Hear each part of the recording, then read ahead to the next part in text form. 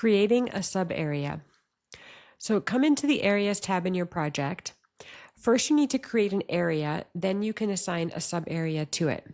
So click New, create the name of your area, assign a code and a type, but leave the quantity per floor blank for now. You can see an example I've made here called East Guest Rooms. So take note that the quantity of this area is set to 0. If you want to apply a sub area to an area, you have to ensure that first the area has a quantity of 0. Otherwise, you will not be able to add a sub area.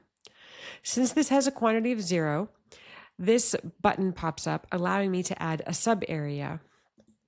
So click on this. You can then create the name and a code and click the Save button. Now you can see under the area, East Guest Rooms, I now have a sub area of King East Rooms. Now the quantity is updating for me. I can then add additional sub areas under this guest room here. These, for example, these areas already have quantities associated with them. That's why this button doesn't pop up and allow me to add a sub area.